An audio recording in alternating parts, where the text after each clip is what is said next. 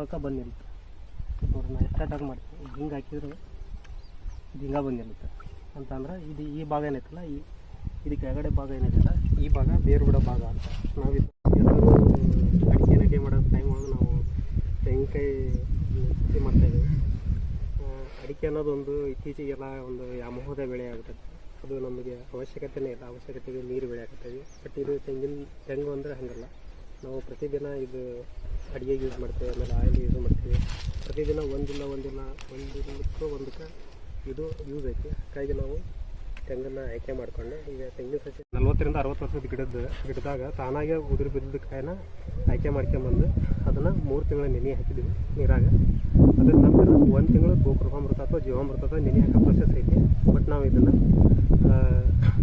ಆ ಪ್ರೊಸೆಸ್ನ ಕಡಿಮೆ ಮಾಡಿ ನಾವೇನು ಮಾಡಾಕತ್ತೀವಿ, ಈಗ ಮಡಿ ಮಾಡಿದ್ದೀವಿ. ಆಲ್ರೆಡಿ ನೀವು ಇಲ್ಲಿ ನೋಡ್ತಿರ್ಬೋದು, ಈ ಮಡಿ ಮಾಡಿದ್ದೀವಿ. ಈ ಮಡಿಗೆ ನಾವು ಏನು ಮಾಡಿದ್ದೀವಿ, ಗೋಕೃಪಾಮೃತ ಜೀವಾಮೃತನ ನೀರು ಹಾಕೋ ಬದಲು ಇದನ್ನ ಕೊಡ್ಬೇಕಂತ ನಾವು ಡಿಸೈಡ್ ಮಾಡ್ಕೊಂಡು ಈ ರೀತಿ ನಾವು ನೀರು ಹಾಕ್ಬೇಕಂತ ಅಂದಾಗೆಲ್ಲ.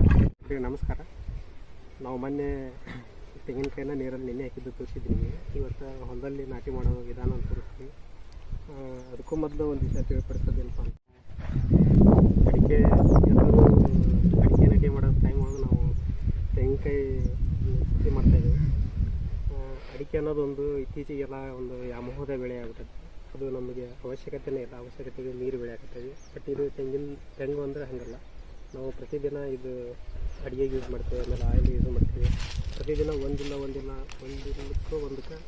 ಇದು ಯೂಸ್ ಐತಿ. ಹಾಗಾಗಿ ನಾವು ತೆಂಗನ್ನು ಆಯ್ಕೆ ಮಾಡಿಕೊಂಡು ಈಗ ತೆಂಗಿನ ಸಸಿನ ನಾಟಿ ಮಾಡ್ತೇವೆ. ಒಟ್ಟು 40 ಕಾಯಿಗಳನ್ನ ಈಗ ಟ್ರಯಲ್ ಅಂತ ಹಾಕ್ತೀವಿ ಮೆಥಡೊಳಗೆ.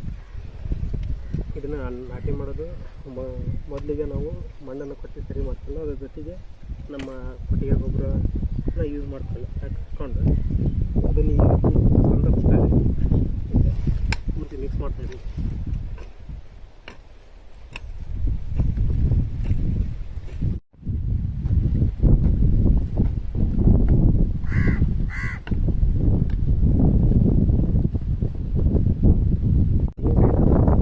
ಮಡಿನ ಹಾಕೊಂಡ್ಬಿಡ್ತಾರೆ. ಇಲ್ಲಿ ನೋಡ್ಬೋದು ನೀವು. ಈಗ ನಾವು ತೆಂಗಿನಕಾಯಿನ ಸುಮ್ಮನೆ ಅದು ಹೆಂಗೆ ಬೇಕಾದ ತಿಂತಾರೆ, ಹೆಂಗೆ ಬೇಕೋ ಹಂಗೆ ಇಡೋ ಬದಲು ನಾವು ನೀರಲ್ಲಿ ಹಾಕಿ ನೋಡ್ಬೇಕು. ತೆಂಗಿನ ಇದು ನೋಡಿರಿ, ಈ ಥರ ನೀರಾಗ ಬಿಟ್ಟಾಗ ನಾವು ಇದು ಹೊಳಿಸಿದ್ರೆ ಮತ್ತು ಇದಾವಾಗ ಬಂದಿರುತ್ತೆ ನೋಡ್ರಿ. ನಾ ಸ್ಟಾರ್ಟ್ ಮಾಡ್ತೀನಿ, ಹಿಂಗೆ ಹಾಕಿದ್ರು ಇದು ಹಿಂಗೆ ಬಂದಿರುತ್ತೆ ಅಂತಂದ್ರೆ ಇದು ಈ ಭಾಗ ಏನೈತಲ್ಲ, ಇದು ಕೆಳಗಡೆ ಭಾಗ ಏನಿದೆಯಲ್ಲ ಈ ಭಾಗ ಬೇರು ಬಿಡೋ ಭಾಗ ಅಂತ. ನಾವು ಇದನ್ನ ತೊಗೊಂಡು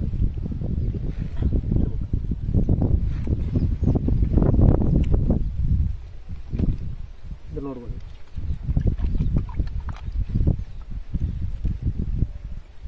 ಈಗ ಮರದಿಂದ ಕಾಯಿ ಬಿದ್ದರೂ ಅದು ಹಿಂಗೆ ಬೀಳುತ್ತೆ ಅಂತಂದರೆ ಈ ಕೆಳಗಡೆ ಭಾಗ ಅಂದರೆ ಇದು ಬೇರು ಬರೋ ಭಾಗ ಅಂತ.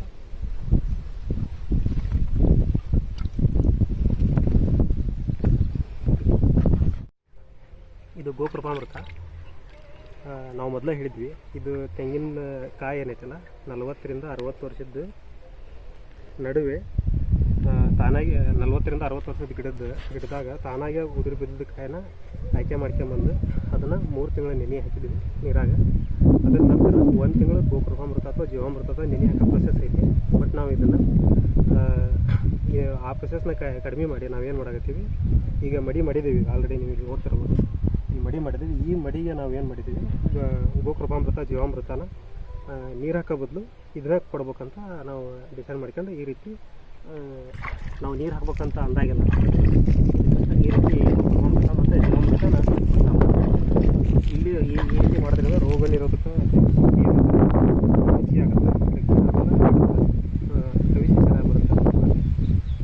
ಗಿಡಕ್ಕೆ ಯಾವುದೇ ರೀತಿ ನಾವು ಇದಕ್ಕೆ ಈಗ ಮಲ್ಚಿಂಗ್ ಮಾಡಿದ್ದೀವಿ. ಈ ರೀತಿ ಹೊತ್ತಿಗೆ ಮಾಡೋದ್ರಿಂದ ನಮಗೆ ಡೈಲಿ ನೀರು ಹಾಕಿದಾಗ ಅದು ಒಂದು ಆ ಕಡೆ ಈ ಕಡೆ ಮಣ್ಣು ಜರ್ದು ಹೋಗಲ್ಲ. ಮತ್ತು ಈ ರೀತಿ ಮಲ್ಚಿಂಗ್ ಕೊಡೋದ್ರಿಂದ